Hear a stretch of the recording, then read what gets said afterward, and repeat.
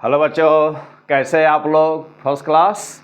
तो चलो बेटा, बहुत ही इम्पॉर्टेंट क्वेश्चंस आपके 2025, 2026, 2027 एग्जाम्स के लिए बेटा, नीट एग्ज़ाम के लिए, आईआईटी एग्ज़ाम के लिए। तो हमारे पास है बेटा इस समय हाथ में 30 क्वेश्चन सर्कुलर मोशन और प्रोजेक्टाइल के बेटा 30 क्वेश्चन हम जा रहे हैं डिस्कस करने। यह क्वेश्चन बहुत ही अच्छी, बहुत ही ज़बरदस्त सेटिंग है बेटा क्वेश्चन का, बहुत ही इम्पॉर्टेंट क्वेश्चंस है। क्या कंसेप्ट है, कैसे सॉल्व होगा, आइए चलिए हम बताते हैं आपको। तो मैं SDP sir, SD Pandey, P100 physics. Okay बेटा, तो आप चैनल जरूर सब्सक्राइब किए होंगे, P100 फिजिक्स चैनल जरूर सब्सक्राइब किए बेटा। यदि ना किए हों तो अवश्य सब्सक्राइब करो बेटा, और आपके जितने भी फ्रेंड सर्किल में अगल बगल परिचित बच्चे हो जो न किए हों उनसे पूछ लें, उनसे भी बोलिए कि अवश्य सब्सक्राइब करें। ये पूरा पेपर, इसकी हार्ड कॉपी यानी कि इसकी जो है PDF फाइल बेटा पाने के लिए बेटा, कंप्लीट पेपर पाने के लिए आप व्हाट्सअप कर सकते हो बेटा। इस नंबर पे व्हाट्सअप कर सकते हो 848040361243। और बेटा इसको व्हाट्सएप के द्वारा भी आप पूरा पेपर अपने आप मंगा सकते हो इम्पॉर्टेंट क्वेश्चंस का। और टेलीग्राम पर बेटा, टेलीग्राम पर यह पेपर में अभी लोड हो जाएगा, तो टेलीग्राम पर बेटा कांटेक्ट कर सकते हो। तो यहाँ पर बेटा टेलीग्राम पर सर्च कर लो बेटा P100 फिजिक्स।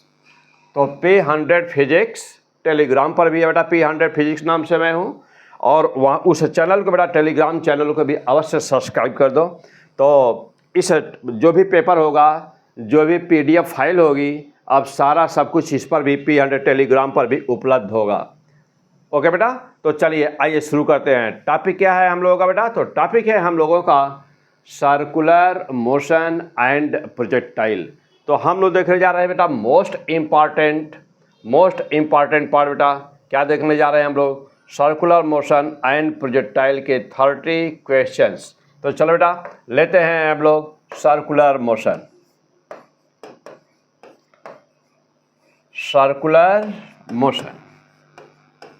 ओके बेटा, and projectile. Circular motion and projectile बेटा 30 क्वेश्चंस हैं, बहुत ही इंपॉर्टेंट सारे क्वेश्चन बेटा सर्कुलर मोशन एंड प्रोजेक्टाइल के। पूरा पेपर डिटेल के बेटा टेलीग्राम चैनल पे आप जुड़ जाओ, बहुत सारी चीज़ें आपको मैं टेलीग्राम चैनल पर बेटा क्वेश्चंस, इंपॉर्टेंट क्वेश्चंस सॉल्व करके अब उसकी PDF फाइल भी मैं देता रहूँगा। ओके बेटा, और P100 फिजिक्स चैनल यूट्यूब पर तो हो ही बेटा। अच्छा, और बेटा अभी इसके बाद में और सी बातें हैं, बहुत ही मोस्ट इंपॉर्टेंट क्वेश्चन है बेटा। ओके, तो चलिए शुरू किया जाए। आ जाओ बेटा क्वेश्चन नंबर 1 पर चलते बेटा। क्वेश्चन नंबर 1 पर, क्वेश्चन नंबर 1 बेटा, तो मैं आपको क्वेश्चंस बताते जा रहा हूं कि क्या दिया है, इसका इम्पॉर्टेंट सॉल्व कंसेप्ट क्या है बेटा, क्वेश्चन में क्या कह रहा है। और पूरा डिटेल पेपर के लिए, जिसके पास से पेपर नहीं है बेटा, पूरा डिटेल पेपर के लिए टेलीग्राम चैनल या व्हाट्सएप के थ्रू आप अपने पास पूरा पेपर मंगा सकते हैं। सॉल्व आपके सामने होने जा रहा है बेटा। Question number 1, most important question बेटा, क्वेश्चन नंबर 1। तो क्या है क्वेश्चन बेटा? क्वेश्चन नंबर 1 में कह रहा है कि small body slide down smooth uneven surface from A height h। तो बेटा तो क्वेश्चन नंबर 1 में कह रहा है कि यहाँ पर एक इस तरह से ना बेटा एक ट्रैक बना हुआ है, यहाँ पर एक ट्रैक बना हुआ है, और ये हाइट दिया है बेटा h, मीन्स कि ग्राउंड से इसकी हाइट है h। यहाँ पर एक स्मॉल कोई वस्तु, छोटी सी वस्तु है जो यहाँ पे रखी हुई है, जिसका मास है m।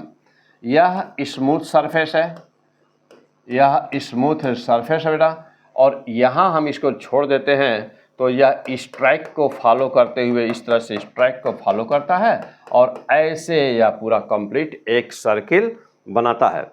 कह रहा है कि इस ट्रैक का रेडियस दिया बेटा, इस ट्रैक का रेडियस बोला है कि r है, इस ट्रैक का रेडियस बोला बेटा r है। और कह रहा है कि विच दो बेटा अब, और एक बात और कहा है कि r की वैल्यू h से कम है, यानी कि जो r है वो h से कम है बेटा। ओके, और क्या दिया है, कह रहा है कि what should be the value of H so that force on the body at point A. बेटा इस बिंदु को पॉइंट ए माना गया है यहाँ पर।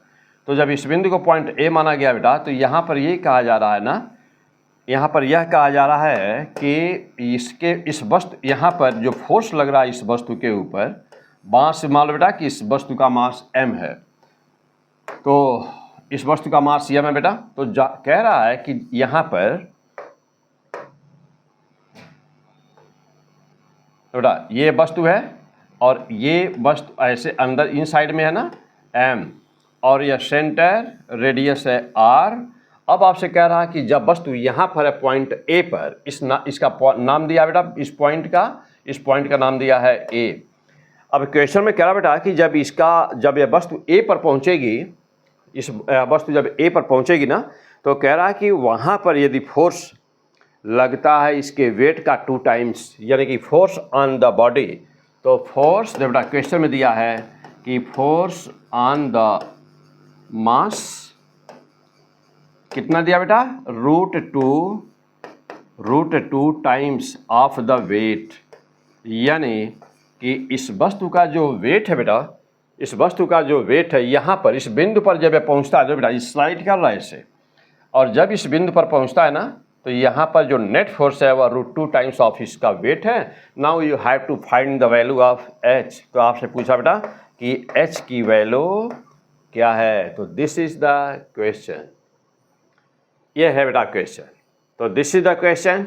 अब इस क्वेश्चन को most important question, this is the most important and बेटा बेस्ड ऑन द कंसेप्ट। मतलब एक बेटा कोई भी क्वेश्चन वो ज़्यादा इंपॉर्टेंट होता है जिसमें कुछ कंसेप्ट इन्वॉल्व हो। और जैसे मान लो तो बहुत सारी जो सिंपल चीज़ें होती हैं कि सीधे वैल्यू दे दिया है और फार्मूले में मान रख के निकाल दो, तो वह तो आप आसानी से जानते हो बेटा, उसको तो कर ही लेते हो। दिक्कत वहाँ पे होती है, फंसता वह है, चाहे नीट हो चाहे टी मेंस हो, फंसता वह है जिसके कंसेप्ट आपको क्लियर नहीं होते। अब जैसे यह क्वेश्चन वही है कि यहाँ पर एक सिंपल लड़का जो पहले से नहीं सॉल्व किया हुआ है, जो पहले से नहीं देखा हुआ है, वो इस क्वेश्चंस को सॉल्व नहीं कर पाएगा, थोड़ी प्रॉब्लम होगी। लेकिन बहुत अच्छा कॉन्सेप्ट होगा तो बेटा आसानी से आप कर सकते हो, तुरंत कर सकते हो, कोई दिक्कत नहीं बेटा। अब आ जाओ, अब जब देखा जाए बेटा इस क्वेश्चंस को कैसे करेंगे, तो क्वेश्चन आप डिटेल में पूरा समझ लिए बेटा। अब आ जाइए, अब हम इसको सॉल्व करने जा बेटा कि इसको सॉल्व हम लोग कैसे करेंगे। अब देखो बेटा, मैं थोड़ा डायग्राम को इधर कर दूँ। देखो बेटा, अब यहाँ पर कह रहा पहली बात यह है कि यहाँ पर जो फोर्स है टोटल बेटा, जो टोटल फोर्स है, तो total force since you know that the total force at point A is given and that is √2 times of its weight. Therefore, first of all, find the value that what is the force at the point A। Point A पर बेटा force है ही कितना, पहली बात तो हम लोग ये देख लें बेटा। तो पॉइंट ए पर फोर्स है कितना, this is the ground level बेटा। ये जो डैश बना हुआ, निशान बना हुआ था, मतलब एक बता रहा है कि ग्राउंड लेवल है बेटा ना, रेफरेंस सरफेस। तो पहले तो वहाँ पर फोर्स लगी कितना रहा बेटा, पहले हम लोग ये चेक कर लेते हैं। तो मैं यदि इस यहाँ पर देखूँ कि फोर्स कितना लग रहा है, तो यहाँ पे कौन कौन से फोर्स ऐसे हैं जिनकी पॉसिबिलिटी है कि वहाँ पर लगेंगे। तो नंबर 1, कोई भी वस्तु है बेटा, कोई भी वस्तु है तो उसका वेट तो नीचे काम करेगा ही करेगा। तो weight of the body acting downward, weight of the body acting downward, this is the mg acting downward. और जानते बेटा कि जब कभी भी दो वस्तुएं आपस में संपर्क में होती हैं तो वह हमेशा ही क्या करती हैं, वह हमेशा एक दूसरे के ऊपर फोर्स लगाती हैं। कॉन्टैक्ट फोर्स, यानी दो वस्तुएं यदि कॉन्टैक्ट में ना रहे, कॉन्टैक्ट लूज कर दे, कॉन्टैक्ट लॉस हो जाए उनका ना, तो उस समय नॉर्मल 0 हो जाता है।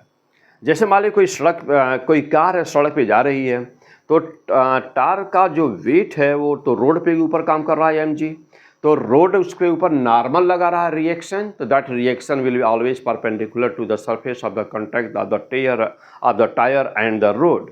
तो जो कॉन्टैक्ट फोर्स होता है बेटा वो हमेशा उसी को कहते हैं normal contact force, that is the normal. और नॉर्मल ये कब लगेगा, जब उसका बॉडी कॉन्टैक्ट में रहेगी। अब मान लीजिए पहिया थोड़ा सा ऊपर उठ जाए तो क्या कॉन्टैक्ट लगेगा, नो। तो अब तो कॉन्टैक्ट, जब कॉन्टैक्ट है ही नहीं तो नॉर्मल कहाँ से लगेगा, नॉर्मल 0 हो जाएगा। तो यहाँ पर एक फोर्स और लग रहा है जो क्या है बेटा, नॉर्मल अवश्य लग रहा होगा ना। तो ये अवश्य लग रहा बेटा कि यह कॉन्टैक्ट में है तो एक नॉर्मल यहाँ पे काम कर रहा है। अच्छा, अब दूसरी बात ये हुई कि इसके ऊपर नॉर्मल टोटल फोर्स कितना लग रहा है। तो यदि देखा जाए बेटा, हम लोग इसको देखें। अच्छा, अब एक बात और भी बेटा कि कॉन्टैक्ट फोर्स लगा क्यों? इसलिए बेटा कि यह तो ट्रैक है और ये बॉडी जब घूम रही होगी तो जानते बेटा कि इसके रिस्पेक्ट में देखा जाएगा, जब इसके रिस्पेक्ट में देखा जाएगा, किसके, मास के रिस्पेक्ट में। तो जब मास के रिस्पेक्ट में देखा जाए बेटा, तो ऐसे जानते हो कि यहाँ पर आपको बहुत ही डिटेल कंसेप्ट बताया हूँ। कौन सा? सेंट्रीफ्यूगल फोर्स का। तो सेंट्रीफ्यूगल फोर्स यानी कि बाहर की तरफ बॉडी पुश हो रही होगी। तो जब ये पुश हो रही होगी, FC डैश यानी कि जो बोलते बेटा सेंट्रीफ्यूगल फोर्स, तो जब ये पुश करेगा इसको, तो ये इसके ऊपर रिएक्शन के रूप में ये नॉर्मल लगाएगा और ये नॉर्मल ही इसको सेंट्रीपिटल फोर्स प्रोवाइड करेगा। क्योंकि जानते बेटा कि centripetal force is not real force. Centripetal force कोई रियल फोर्स नहीं होता ना। क्यों? क्योंकि यह requirement of the circular motion. तो centripetal force is the requirement of the circular motion which always fulfilled by the any external forces. तो circular, तो ये बेटा, तो हमेशा ये जो रिक्वायरमेंट होती है वह किसी बाहरी फोर्स के द्वारा ही हमेशा फुलफिल होती है। अब देखो बेटा क्या होगा फिर इसके बाद। अब इतनी बातें जब क्लियर हो गई, तो अब देखो बेटा कि नेट जो फोर्स होगा इन दोनों का वो कहाँ पर लग रहा होगा। तो यहाँ तो नॉर्मल हो गया, ये mg हो गया। तो दो वेक्टर एक दूसरे के 90 डिग्री पर जानते बेटा, इनका रिजल्टेंट कहाँ पर होगा? दोनों के बीच में। तो दोनों के बीच में, तो this is the resultant force and this is the F। तो now the question that what will be the value of this F। तो देखो बेटा F बराबर कितना हुआ? तो F इक्वल टू कितना हो गया? Under root n plus n square plus mg whole square हो गया। अच्छा, अब इसको दिया हुआ है, ये F की वैल्यू ऑलरेडी दिया हुआ। क्वेश्चन में आपको बोला है कि जो नेट फोर्स है वो √2 टाइम्स ऑफ द वेट। इसका मतलब क्या कह रहा है कि F की वैल्यू √2 mg के बराबर है। तो जब F की वैल्यू √2 mg के बराबर है, तो आप यहाँ पे क्या करो बेटा, आप यहाँ पे वैल्यू पुट कर दो। तो F √2, ये जो बेटा अब यहाँ पे कह रहा ना कि √2 mg इक्वल टू क्या? n square plus mg whole square. अभी अंडर रूट में है। अब दोनों साइड से यदि स्क्वायर किया जाए दोनों साइड से, तो मिलेगा क्या? 2mg इक्वल टू क्या मिला? n स्क्वायर प्लस mg का होल स्क्वायर। रूट है ना बेटा, तो रूट है, स्क्वायर किया तो रूट हट गया। और अब क्या मिल गया हम लोगों को बेटा?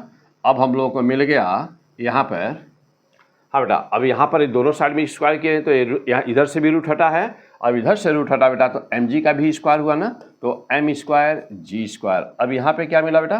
तो इस साइड में, अब दोनों साइड में बराबर देख रहे हैं हम लोग, बराबर है, या तो ऐसे ही इसको भी लिख दे जैसे इसके लिखा गया है, ऐसे ही इसको भी लिख दे बेटा। तो लेफ्ट हैंड को ऐसे लिख दिया जाए तो अच्छा रहेगा, जैसे इसको लिखा जाए। इसका स्क्वायर कर दो बेटा, तो 2 क्या mg का होल स्क्वायर इधर भी हो गया।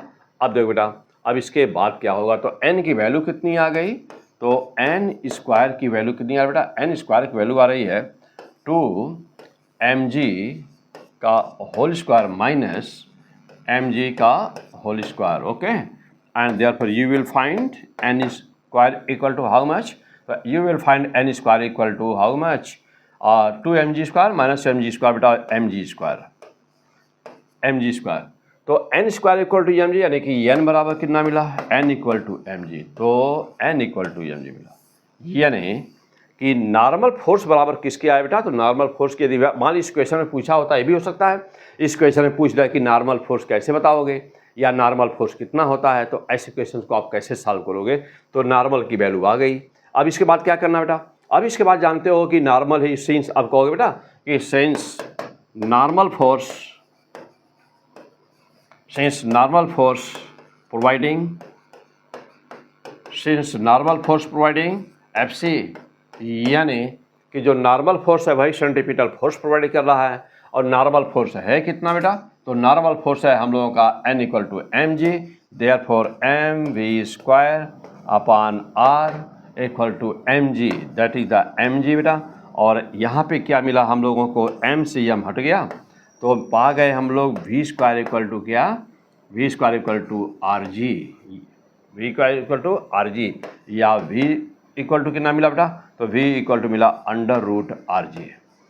तो अब ये मिला कि देखिए बेटा, अब इतने डेरिवेशन से ये बातें क्लियर हो गई कि जब यह वस्तु यहाँ पे थी तो इसकी वेलोसिटी कितनी थी। तो जब यह वस्तु यहाँ पे थी बेटा तो इसकी वेलोसिटी v की वैल्यू कितनी आई, √rg। तो this is the most important concept. Clear हो गए होंगे। तो हमारी समझ बेटा आप यहाँ तक बिल्कुल क्लियर हो गए। देख बेटा यह ही है फिजिक्स की पढ़ाई, इस तरह से होती है और ऐसे ही आपको पढ़ना है। ऐसे ही आपको यदि एग्ज़ाम को अपने मीन्स क्लियर करना है बेटा फर्स्ट अटेम्प्ट में ही, तो बस P100 फिजिक्स और कहीं नहीं, कहीं नहीं, कहीं नहीं। ओके बेटा आ जाओ। देखो अब इसके बाद में आपको जब वेलोसिटी मिल गई तब क्या करोगे बेटा, तो वेलोसिटी में law of conservation of energy लगा दिया जाए।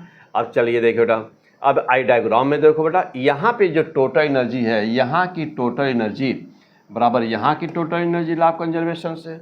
अब यहाँ पे हमको वेलोसिटी मिल चुकी है और चूंकि ये हॉरिजॉन्टल है, इसका मतलब कि हाइट कितनी है इसकी, तो हाइट इसकी बेटा H=R हो जाएगा। तो यहाँ पे पोटेंशियल एनर्जी और काइनेटिक दोनों होगी, वेलोसिटी मिला हुआ है। अच्छा यहाँ पर क्या होगा बेटा, केवल पोटेंशियल एनर्जी। तो अब हम लोग बेटा अब यहाँ से थोड़ा इधर आ जाएगा और यहाँ पे अब हम लोग बिल्कुल ही law of conservation of energy, तो law of conservation of energy लगा दिया बेटा।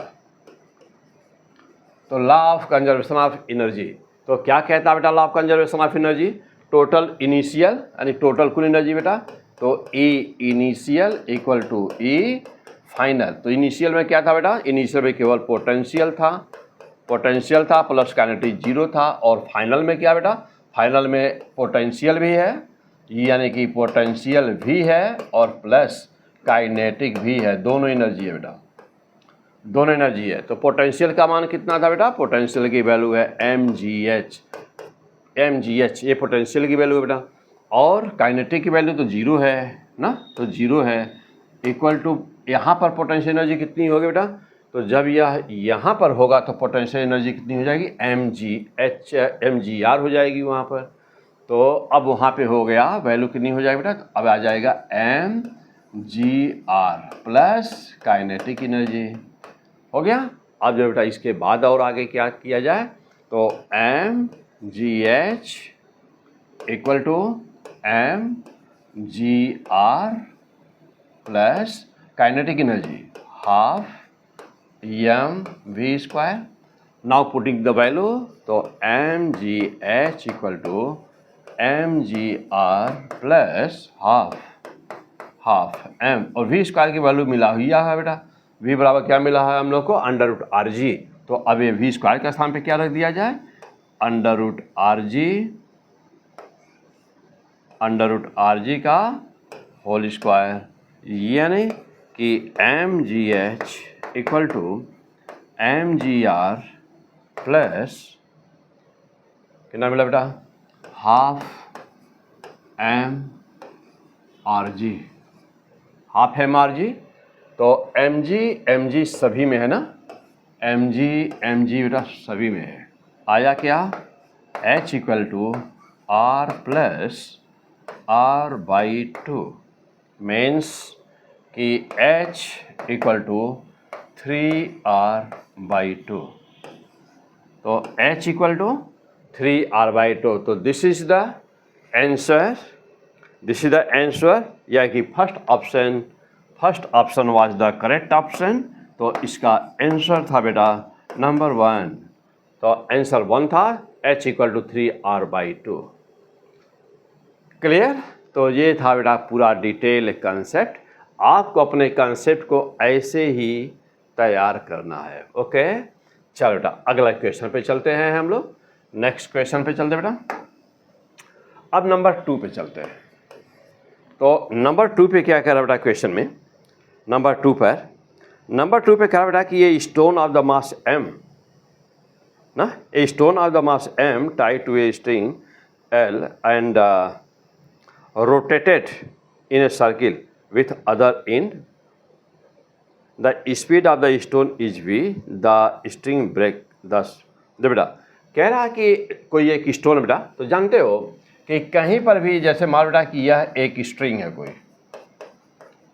एक कोई एक स्ट्रिंग है और इसको ले करके इस तरह से हॉरिजॉन्टल सर्किल में ना बेटा इसको रिवॉल्व किया रहा है। तो सपोज करिए कि this string is revolving in the horizontal plane and keeping height constant, और किसी भी बिंदु पर यदि वो टूट जाता है, रस्सी टूट जाती है, तो कह रहा है कि जब रस्सी टूट जाती है तो वो किधर टूट करके वो मास किधर जाएगा। यानी कि जैसे मान बेटा कि यह है, इसको ऐसे कर दो बेटा कि जैसे मान लीजिए कि यह ओमेगा है, जानते बेटा कि ओमेगा कहाँ पर होता है, एलॉन्ग द एक्सिस। तो एलॉन्ग द एक्सिस, अब यह क्लॉकवाइज या एंटी क्लॉकवाइज चाहे जैसे भी मोशन कर रहा बेटा ना, मान लो बेटा कि किसी तरह से मोशन कर रहा, सपोज चला जाए कि ये इसका सर्कुलर पाथ है। यदि यह स्ट्रिंग यहाँ ब्रेक करे तो सपोज बेटा कि इस समय वेलोसिटी इसकी v है। यदि यह स्ट्रिंग यहाँ ब्रेक करे तो क्या होगा, तो ब्रेक करेगा तो बहुत सिंपल सी बात है कि ड्यू टू द इनर्शिया। अब ड्यू टू इनर्शिया बेटा जब ये ब्रेक करेगा तो जहाँ पर यह इनिशियल मतलब कि लाभ कंजूसल लीनियर मोमेंटम, तो जब जो ही टूटेगा बेटा तो जहाँ है जैसे है उसी वेलोसिटी से उसी डायरेक्शन में क्या हो जाएगा, मूव कर जाएगा। तो अब यह तुरंत टूटते ही क्या हो जाएगा, इस डायरेक्शन पे ऐसे टेंजेंशियल वेलोसिटी, स्ट्रेट वेलोसिटी यानी कि सर्किल पर टेंजेंट बनाएगा, स्ट्रेट टूटते हुए जा करके अब आगे गिरेगा और अब ये बन जाएगा प्रोजेक्टाइल। बेटा क्या बन जाएगा, प्रोजेक्टाइल। फॉर एग्जाम्पल जैसे मान बेटा कि सिंपल पेंडुलम ले लिया जाए और सपोज करें कि यह एक स्ट्रिंग है और इसको वर्टिकल सर्किल में आप मोशन करा रहे हैं। सपोज बेटा कि आप वर्टिकल सर्किल में इस तरह से आप मोशन करा रहे हैं इसको ना, वर्टिकल सर्किल में सपोज का बेटा मोशन आप करा रहे हैं।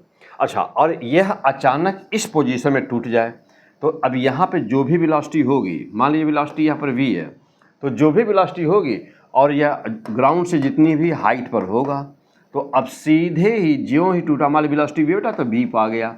अब इसी टेंजेंशियल वेलोसिटी से अब ये बन जाएगा क्या, अब ये बन जाएगा हॉरिजॉन्टल प्रोजेक्शन बेटा, अब ये बन जाएगा हॉरिजॉन्टल प्रोजेक्शन। अब ऐसे यह जा करके यह प्रोजेक्टाइल बनाएगा। अब यह हाइट हो गई दो बेटा, अब ये हाइट हो गई h और जा करके अब गिरेगा वह यहाँ पर। अब पूछा जाए कि क्या किस वेलोसिटी से जाके ग्राउंड पर गिरेगा, नो प्रॉब्लम। अभी तो 1D का क्वेश्चन बन गया। अब जानते बेटा कि यह हाइट यदि h मान लिया जाए कि जिस समय पेंडुलम टूटा, जिस समय रस्सी टूटी, जिस समय यह मास अलग हुआ मतलब ये रस्सी टूट गई, तो उस समय सपोज किया जाए हाइट h है। तो जब ये हाइट h है तो गिरने में आप जानते बेटा कि हॉरिजॉन्टल प्रोजेक्शन क्या होता है, फ्री फॉलिंग का केस होता है। तो ग्राउंड पर गिरने में समय कितना लेगा, तो t का 2√2h/g, इतने टाइम में वो गिरेगा। अब पूछे क्वेश्चन में कि कितनी दूर जाके गिरेगा, तो कहोगे बेटा कि x दूर जा करके गिरेगा, x दूर, और x बराबर कितना होगा पूछे तो कहोगे कि x बराबर ut होता है, x बराबर ut होगा। तो टाइम निकाल सकते हो, कहाँ जाकर गिरा वो निकाल सकते हो। यानी कि अब ये क्वेश्चन बन जाएगा क्या इसमें 1D बन जाएगा।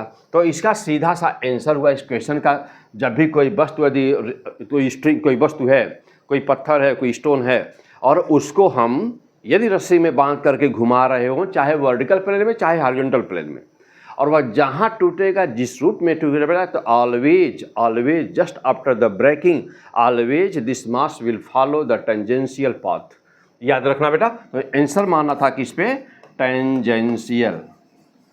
टेंजेंशियल पाथ पे। ओके बेटा, तो इस पे ऑप्शन मारना था मीन्स कि इसका आंसर है सी।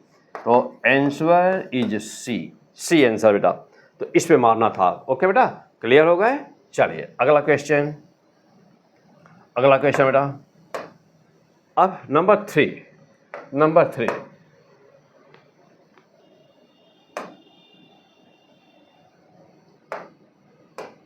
हाँ बेटा, नेक्स्ट क्वेश्चन। तो नंबर 3 पे चलते हैं। अब यहाँ पे देखते बेटा क्या दिया हुआ है। यहाँ पर दिया हुआ है कि एक कॉनिकल पेंडुलम है बेटा ना, एक कॉनिकल पेंडुलम नंबर 3 पर एक कॉनिकल पेंडुलम में देखो बेटा इस एक कोन, इस तरह से कोन बना हुआ पहले बेटा एक कोन बना हुआ है, एक कोन बना हुआ है। ओके, एक कोन बना है बेटा, और यहां पर कहा जा रहा है इस क्वेश्चन में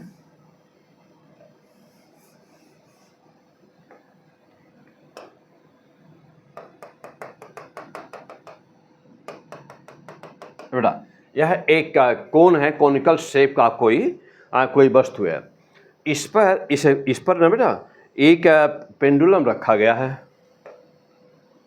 इस पर एक पेंडुलम रखा गया बेटा, यहाँ से ये पेंडुलम अटैच है, यहाँ से पेंडुलम अटैच है ना, ये पॉइंट O है, और यहाँ से पेंडुलम अटैच है ऐसे, यह रस्सी है, यह स्ट्रिंग है बेटा, ये स्ट्रिंग है, और यहाँ पर इसके साथ में एक पेंडुलम बंधा हुआ है, यह इस तरह से, और ये पेंडुलम, यह पेंडुलम ना बेटा, यह पेंडुलम रिवॉल्व कर रहा है।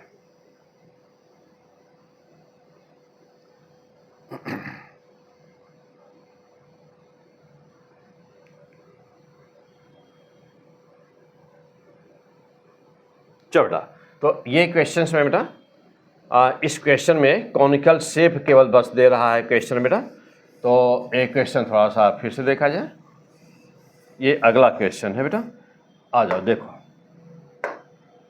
18 नंबर क्वेश्चन बेटा, केवल कॉनिकल पेंडुलम बस दे रहा बेटा, तो केवल एक पेंडुलम है बेटा, यह पॉइंट है O, और यह ना ऐसे रिवॉल्व कर रहा बेटा, कॉनिकल शेप में ऐसे रिवॉल्व कर रहा।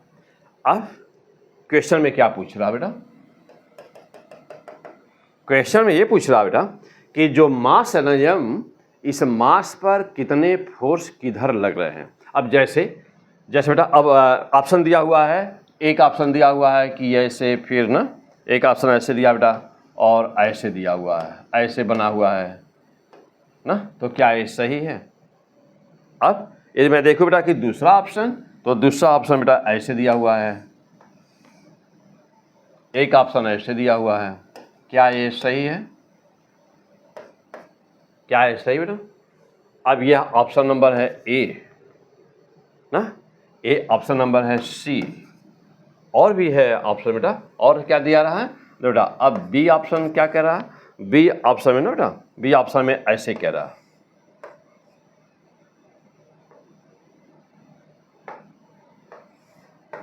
B ऑप्शन ऐसे है, और D ऑप्शन, तो D ऑप्शन ऐसे बेटा, इसमें 4 फोर्स दिखाए गए हैं।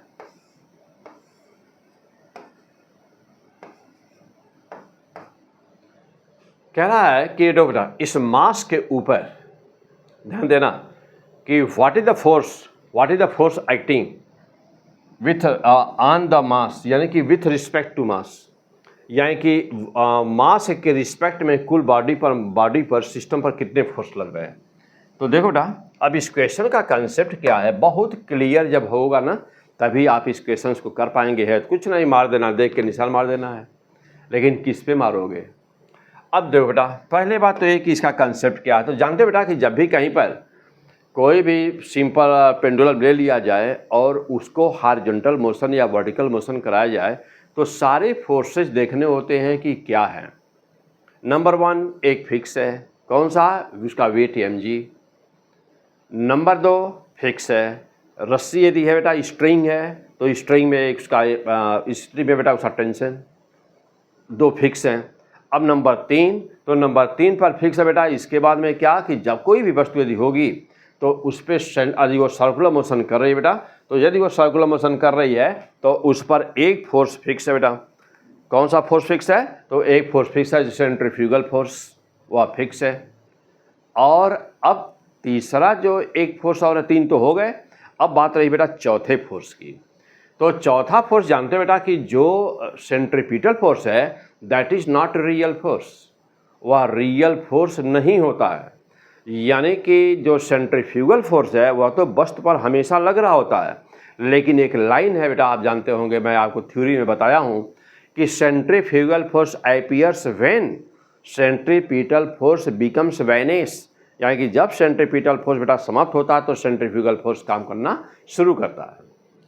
नंबर 1। अच्छा, दूसरी चीज़ ये बेटा कि जब हम यहाँ पर कह रहा है कि विथ रिस्पेक्ट टू दिस, यानी इसी के सापेक्ष बताना है कि कितने फोर्स लग रहे हैं, तो अब इस पर एक फोर्स तो ये क्लियर है बेटा, नंबर 1। नंबर 2 ये क्लियर है बेटा कि mg, ये भी क्लियर है। अब बात रही कि सेंट्रीपिटल फोर्स इधर लगेगा कि नहीं, तो इसके सापेक्ष में बेटा मास पर सेंट्रीपिटल फोर्स नहीं यहाँ पर लगेगा, यानी कि इसके सापेक्ष देखोगे तो कोई एक और फोर्स होगा जो उसको प्रोवाइड कर रहा होगा। लेकिन जो यह सेंट्रीफ्यूगल फोर्स है बेटा बाहर वाला, वह तो हर वक्त रहेगा। क्यों? क्योंकि वही तो इसका शेप इस तरह से बनाया हुआ है, बाहर वही खींच के ले गया है ना, बाहर वही खींच के ले गया। सेंट्रीफ्यूगल फोर्स ही इसको, सेंट्रीफ्यूगल फोर्स ही बेटा इसको बाहर ले गया है। तो अब देखो, और अब यह देखा जाए कि बैलेंस कैसे हो रहा है बेटा, तो बैलेंस हो रहा है, इसको समझते हैं अलग तरह से। तो जैसे मान लो बेटा कि यह एक मास है कोई, और आप इसको हॉरिजॉन्टल सर्किल पे मोशन करा रहे हो, तो यहाँ पे टेंशन हो गया टी, और ये होगा ना बेटा, ये हुआ क्या, टी कॉस थीटा, और ये हुआ कौन सा, टी साइन थीटा हुआ ना।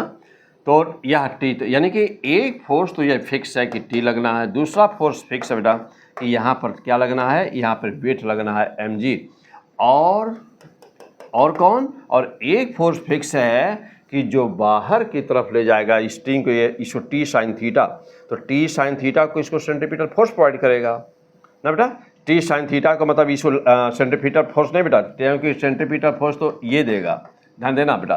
टी माइनस कौन, मैं कहूँ कि सेंट्रीपिटल फोर्स कौन देगा, तो आप कहोगे बेटा कि T minus mg cos theta centripetal force देगा।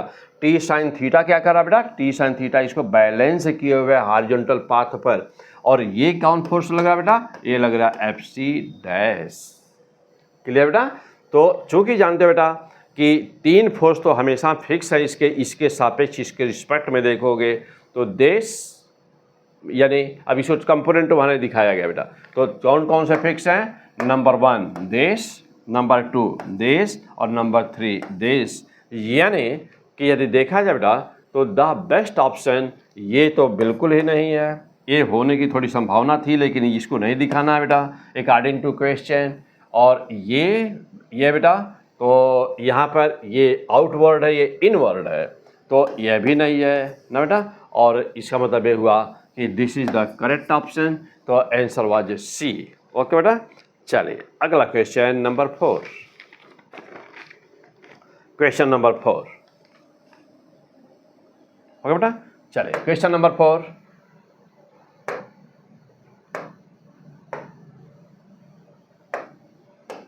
ओके बेटा, क्वेश्चन नंबर 4 बेटा क्या कह रहा है क्वेश्चन नंबर 4 में, तो क्वेश्चन नंबर 4 बहुत ही इंपॉर्टेंट क्वेश्चन है। क्वेश्चन नंबर 4 बेटा मोस्ट इंपॉर्टेंट। बेटा question number 4 most important questions. क्या है क्वेश्चन नंबर 4 में, क्वेश्चन नंबर 4 में यह क्वेश्चन आता बेटा इनर्शिया और नॉन इनर्शिया पर यह बेस्ड है। क्या है, जैसे मान लो बेटा इस क्वेश्चन में ये कहता है, हमेशा ये क्वेश्चन लगभग इम्तहान में अक्सर पूछे ही देता है बेटा ना, सर्कुलर मोशन में यह क्वेश्चन बेटा बार बार पूछा जाता है। और क्या है बेटा, देखो कह रहा कि यहाँ पर एक कोई कह रहा बेटा एक coin is placed on the rotating turn table just slip if it is placed at A distance 4 centimetre from the centre. तो बेटा यह कोई ये टर्न टेबल है, यहाँ से ठीक 4 सेंटीमीटर की दूरी पर, यह डिस्टेंस कितना बोल रहा है, 4 सेंटीमीटर। और ये क्या बेटा, एक कॉइन है, एक कॉइन, एक सिक्का यहाँ पे रखा गया बेटा, एक कॉइन। टेबल ऐसे हॉरिजॉन्टल मन में सोचो बेटा, टेबल ऐसे है, ऐसे टेबल है, उस पर सिक्का रखा हुआ है ना। हाँ, तो अब देखो, अब ये टेबल रोटेट कर रहा है, रिवॉल्व कर रहा है, ओमेगा इसकी वेलोसिटी सपोज कर लो बेटा, इसकी वेलोसिटी ओमेगा है। अब कह रहा है, और चिन्हित दूरी पे रखा हुआ 4 सेंटीमीटर पर। अच्छा, अब कह रहा बेटा कि यदि इसका if the angular velocity of the turn table becomes double, तो कह रहा है कि जब ओमेगा से घूम रहा था तो 4 सेंटीमीटर पर रखा गया था तो स्टेबल था। अब कह रहा है कि यदि ओमेगा को ओमेगा डैश की वैल्यू को कह रहा है यदि 2 ओमेगा कर दें तब वह कितने दूरी पर रखा जाएगा कि जिससे वह स्टेबल रहेगा। It will just slip at the distance of, यानी कि अब कितने दूरी पर करें कि यह स्लिप कर जाए, जस्ट स्लीप, यानी कि वह वहीं से स्लीपिंग स्टार्ट हो जाए। ये सिक्का, अब बेटा पूरा कंसेप्ट इसका क्या है ना, पूरा इसका कंसेप्ट क्या है, तो पूरा कंसेप्ट बेटा कि मास इसका m है, तो ये तो पहले बात ये कि ये m हो गया ना, ये mg एक्टिंग डाउनवर्ड। जो बेटा सिक्का ऐसे रखा हुआ ना, ऐसे रखा हुआ सिक्का, तो mg एक्टिंग डाउनवर्ड, तो उसका रिएक्शन अपवर्ड काम कर रहा है, तो ये उसका रिएक्शन हो गया क्या, n, तो n उसका रिएक्शन है बेटा।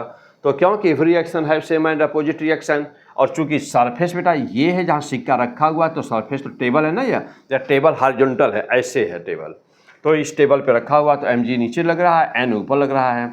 ओके, अब क्या होगा बेटा, जानते हो कि टेबल पहले से मोशन में है, तो टेबल किस में है, टेबल है बेटा इनर्शिया में।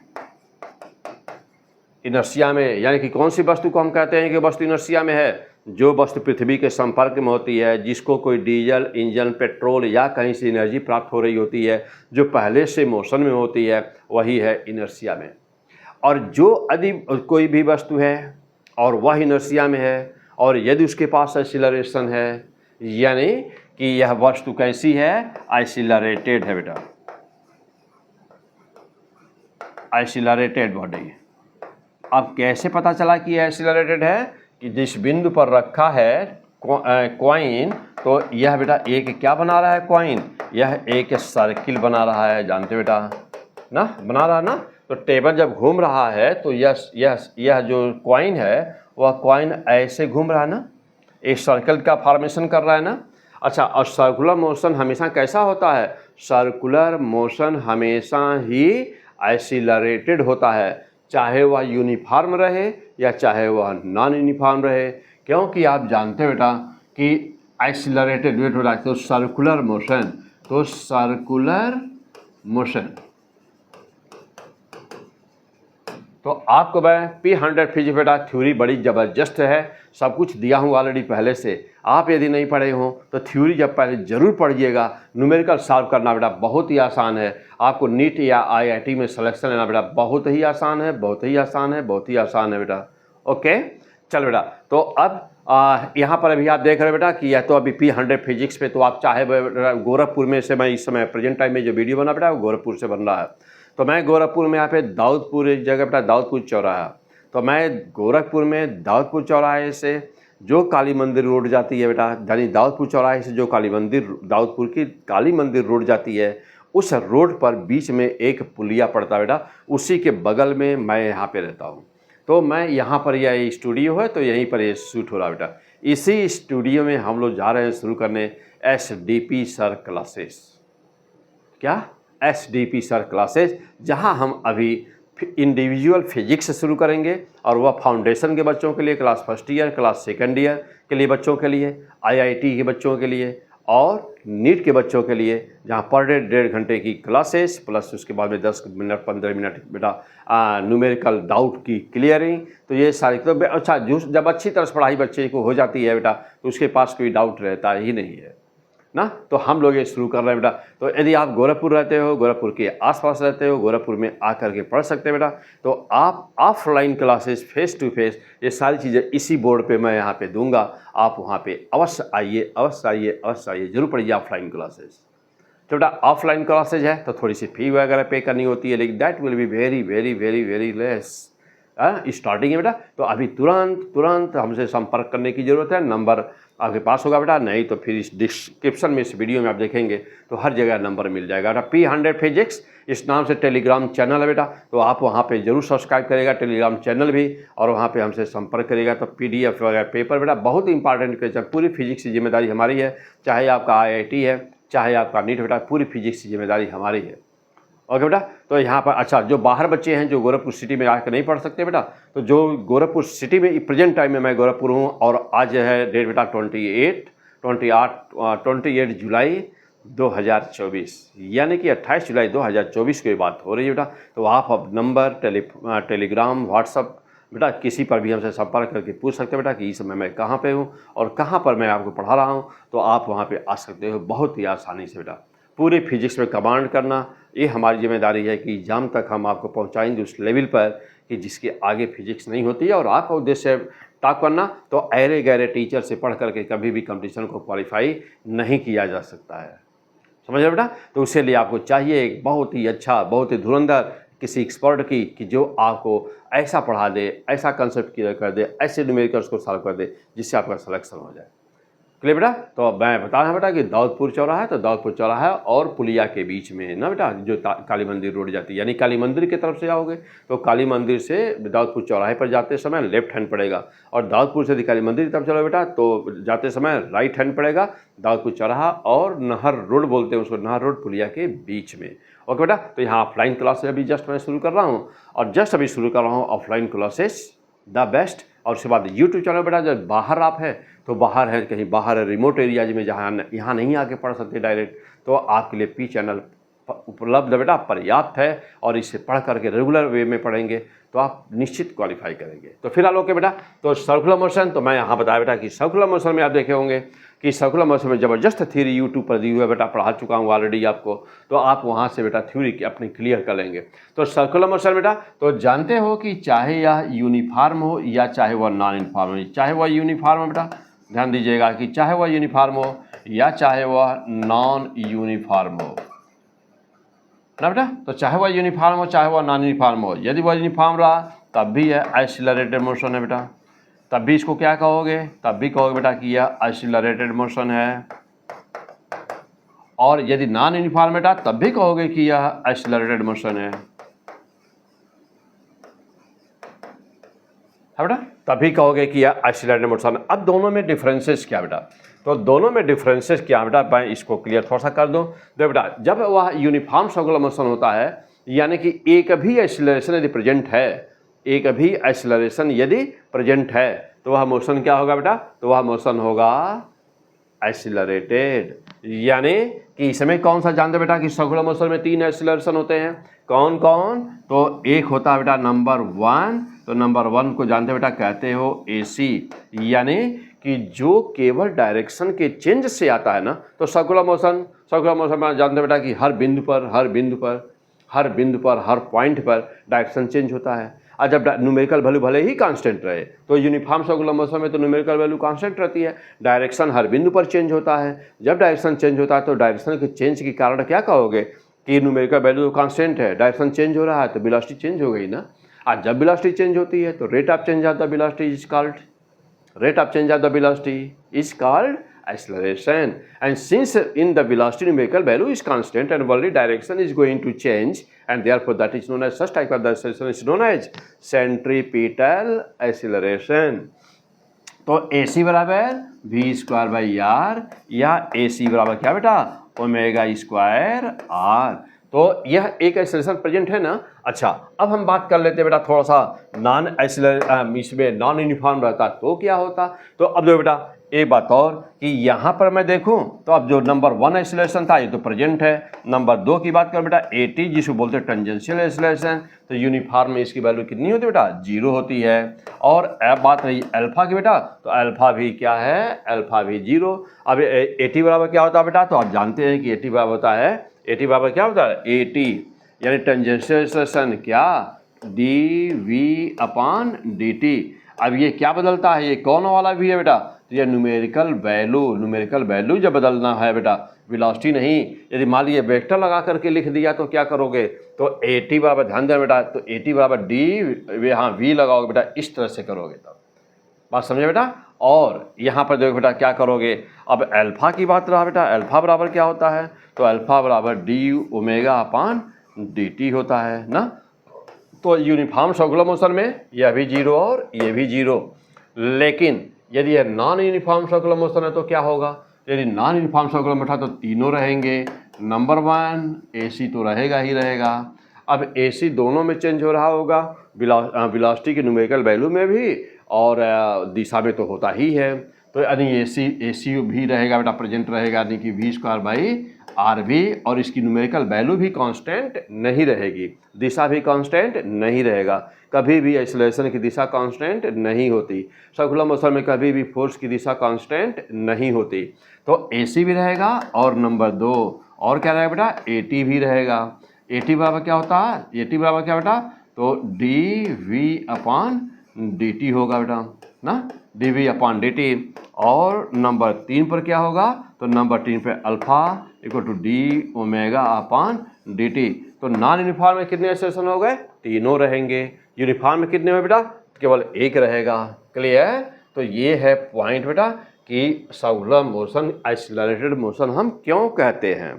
अब बात रही अपने न्यूमेरिकल्स की, तो फिर से चला जाए न्यूमेरिकल पर।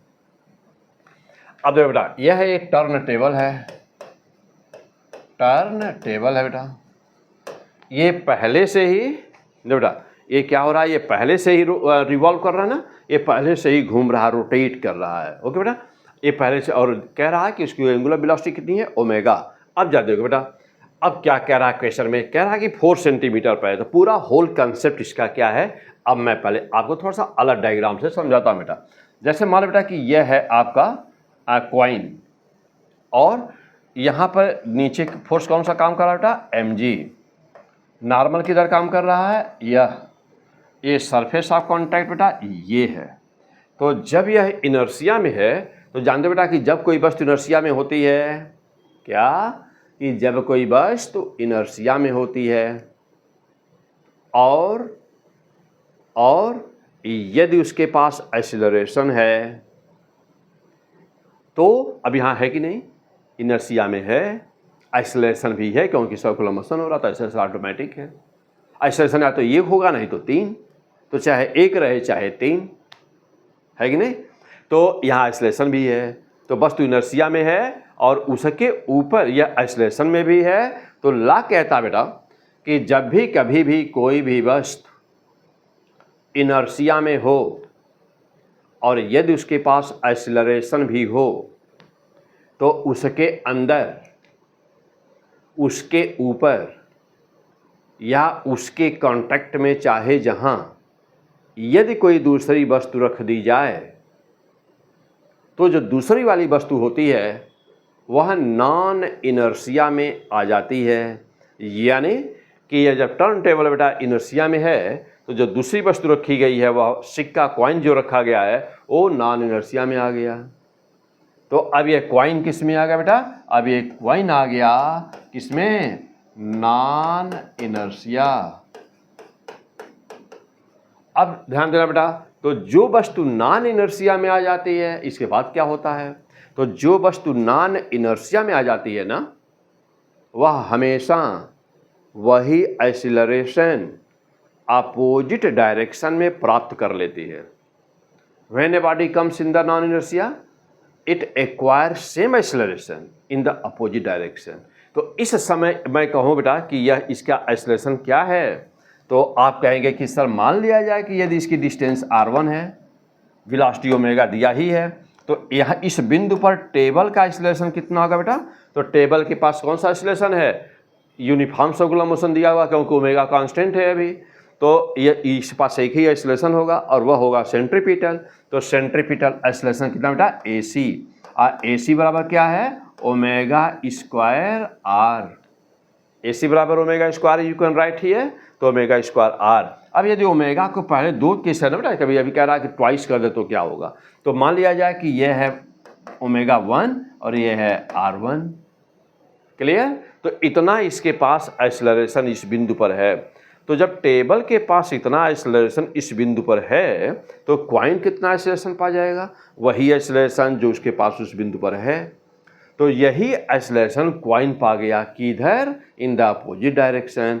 तो always in the opposite direction ना, यही एक्सीलरेशन पा गया, यानी कि ओमेगा 1 स्क्वायर r1 उतना ही पा गया। अब वो क्या करेगा बेटा, तो देखिए अब यहाँ पे देखा जाए तो मैं कहूँ कि अभी करेगा क्या, तो FC डैश इक्वल टू ये ओमेगा स्क्वायर ना, ओमेगा स्क्वायर r1, ये बाहर इसको स्लाइड करेगा।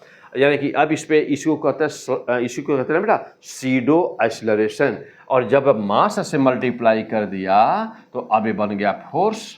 अब इसी को कहते हैं बेटा सीडो फोर्स। क्या बोलते हैं बेटा इसको कहते हैं ना, इसको कहते हैं सीडो फोर्स। अब ये सीडो फोर्स हो गया बेटा। अब इसको ये स्लाइड करेगा बाहर की तरफ।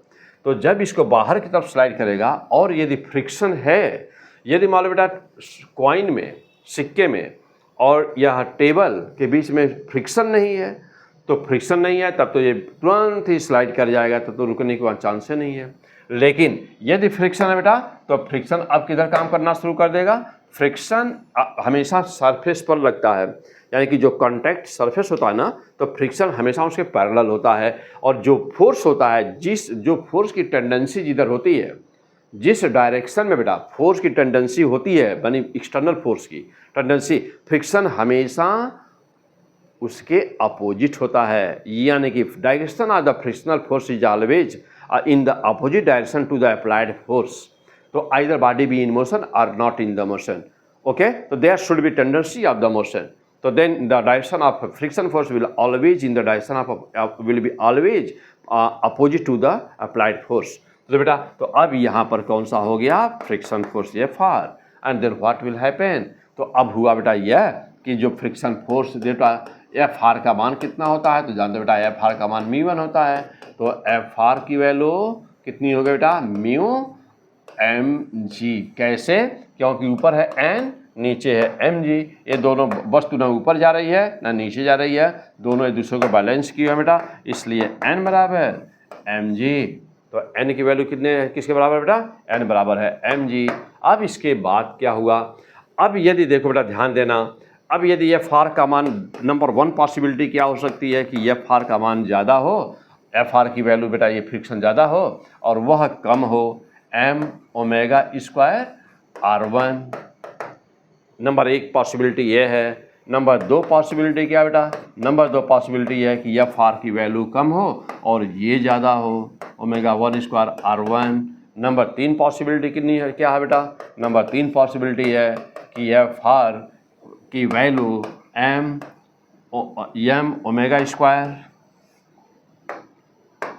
बेटा m(ω²) r1 के बराबर हो। तो ये 3 पॉसिबिलिटी है बेटा, है ना।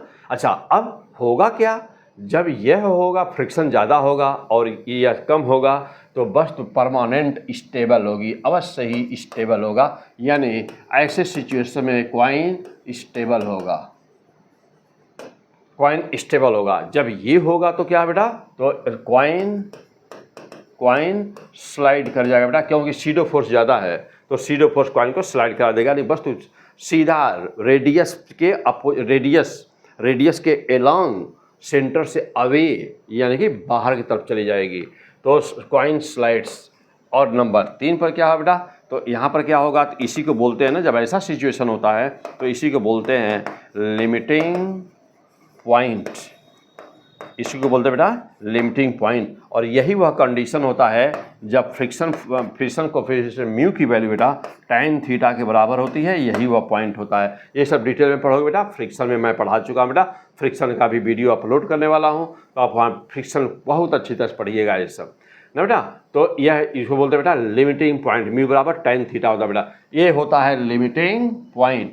तो इस सिचुएशन में क्या होगा, इस सिचुएशन में होगा बस तो ये बेटा कि यह बॉडी विल बी, यानी बॉडी मीन्स कि कॉइन, बेटा कॉइन। तो यहाँ पर ऐसे जब ये कंडीशन होगा बेटा, यानी कि बराबर वाला कंडीशन होगा, तो उस सिचुएशन में क्या होगा कि coin will be about to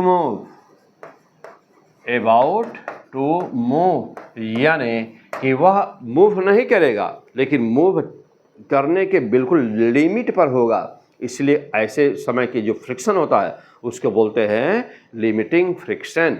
यानी कि वस्तु बिल्कुल हिल डुल रहा है, अब थोड़ा भी 0.1 भी यदि फोर्स लग गया, 0.01 भी लगा, तो बॉडी क्या करेगी, स्लाइड कर जाएगी। तो उसी के बोलते हैं, सर नाम है ना, लिमिटिंग है, नाम है बेटा। तो अब यदि दोनों को इनको एक साथ मिलाकर चाहे तो लिखा जा सकता है बेटा ना, कि इस यानी कि इसका मतलब ये हुआ, सीधे शब्दों में कहा जाए तो स्टेबिलिटी के लिए क्या जरूरी है बेटा, तो स्टेबिलिटी के लिए F(r) should greater or equal to क्या, mr(ω²). तो this is the condition always, this is the condition exist always for the stability of any non inertial body. तो for non inertial body what should be there, friction force should be greater than the pseudo force mr(ω²). Okay, तो अब आप अपने question पे आ जाओ बेटा। अपने question पे जब आए तो चाहे बेटा कि कहाँ से स्लाइडिंग शुरू हो जाएगी, यानी कि F(r) की यहाँ पर है। अब जाते बेटा, अब हम 3 नंबर के क्वेश्चंस को ले लेते हैं।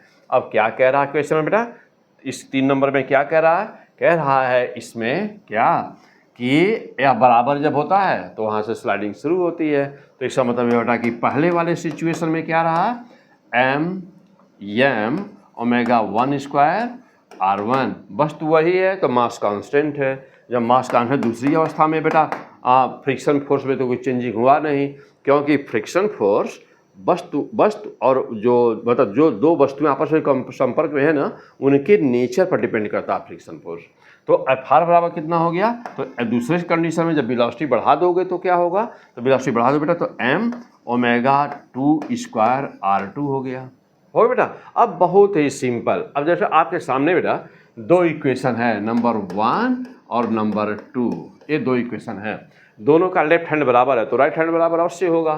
तो अब जो बेटा m omega 1 square r1 equal to m omega 2 square r2, ये दोनों साइड से देखा है बेटा तो यम कैंसिल हो जाएगा और omega 1 square r1 equal to omega 2 square r2। Okay, तो this is the very very very fantastic, this is the very very fantastic equation.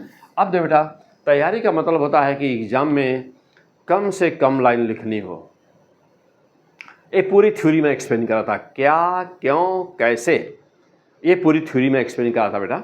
अब आप एग्जाम के लिए क्या करना है, अब आप जब बैठोगे बेटा नीट एग्जाम में, जिस दिन नीट का एग्जाम दोगे ना बेटा, जिस दिन नीट का एग्ज़ाम दोगे, जिस दिन IIT मेन दोगे बेटा, मेन का एग्ज़ाम रहेगा, पहले मेन निकलेगा तब ना एडवांस मौका मिलेगा देने का, है ना बेटा। तो पहले हमको किस पे फोकस करना है, IIT मेंस पर, एडवांस की बात बाद में करनी है ना बेटा।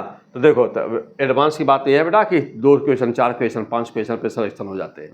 तो देखो बेटा, तो नीट और IIT मेंस जब एग्ज़ाम दे रहोगे बेटा, तो अब क्या इतना पूरा करना है, ऐसे करेंगे, no, this is the only to explain to describe the whole theory.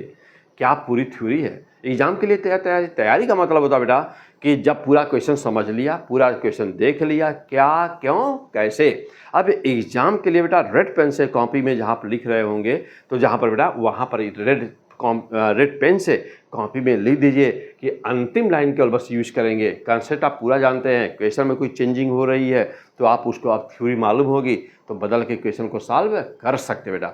लेकिन करते क्या है बेटा, तो क्वेश्चन करते ऐसे हैं कि अब दोनों ना बेटा, अब ये इक्वेशंस, अब इक्वेशन दिमाग को याद आ गया, ओमेगा 1 r1 स्क्वायर बराबर ओमेगा 2 r2 स्क्वायर, बस एक लाइन, ये इतना याद रहे, कंसेप्ट बिल्कुल क्लियर है। अब देखो बेटा, अब न्यूमेरिकल कैसे मारेंगे आंसर, तो एग्जाम के दिन के लिए बेटा इसको तुरंत क्या कर लो, याद कर लो। ओके, याद रहे, वहाँ पूरा प्रूफ ना करना पड़े। अब क्या करोगे इसके बाद, अब देखो बेटा, यदि ये याद रहता और ये क्वेश्चन आपके बन करके सामने आया, नो प्रॉब्लम, आपसे पूछा है R2, तो R2 बराबर क्या हुआ बेटा, omega 1 square upon omega 2 square into R1। देख रहे बेटा, एक लाइन में, ऐसे एग्जाम के दिन एक लाइन में इसका आंसर आएगा और आएगा एग्जाम में जरूर। तो अब क्या करोगे बेटा, देखो अब R2 बराबर कितना हो गया, ओमेगा 1 स्क्वायर, यानी कि ओमेगा 1 ओमेगा ही था, मान लो कि न्यूमेरिकल वैल्यू दी रहेगी तो न्यूमेरिकल वैल्यू पुट कर देना बेटा, ओमेगा अपान कहा, ओमेगा 2 का क्या बोला है, 2 टाइम्स, तो अब इसी का पूरे का स्क्वायर कर दिया, 2 टाइम्स इंटू R1 कितना बोला बेटा, 4 सेंटीमीटर बोला था। अब देखो बेटा आंसर कितना होगा, तो R2 बराबर कितना होगा बेटा, ओके, ओमेगा से ओमेगा कैंसिल, R2 बराबर कितना हुआ, 1/4 इंटू कितना, 4 सेंटीमीटर, है ना। तो अब क्या हो गया बेटा, आंसर कितना हुआ, ओके, तो R2 बराबर कितना आया, 1 centimetre, that is a fantastic answer. तो this is the fantastic answer. तो option which, option of this question was option C, तो answer C was the option. Clear बेटा। तो हाँ बेटा, तो अभी तो हम लोगों को ये 4 नंबर का क्वेश्चन मैं सॉल्व किया बेटा, और 5 नंबर 6 नंबर 5 से लेकर के 30 तक क्वेश्चन बेटा अभी हम इसका लेते हैं सेकेंड पार्ट। तो थोड़ा अभी, क्योंकि इस समय टाइम हो रहा है ना बेटा, इस समय हो रहा है 2:30, थोड़ा लंच कर लूँ, अभी नहीं किया हूँ, तो थोड़ा सा यहाँ पर रोकते हैं बेटा। और अभी मैं फिर मिलता हूँ आपसे तुरंत, जब तक आप इसको फिनिश करिए बेटा मैं तुरंत मिलता हूँ। तो यह देख लो बेटा, जस्ट इसके बाद में अभी क्वेश्चन नंबर 5, 6, 7 5 से लेकर के 30 तक अभी फिनिश करता हूँ। Okay, best of luck.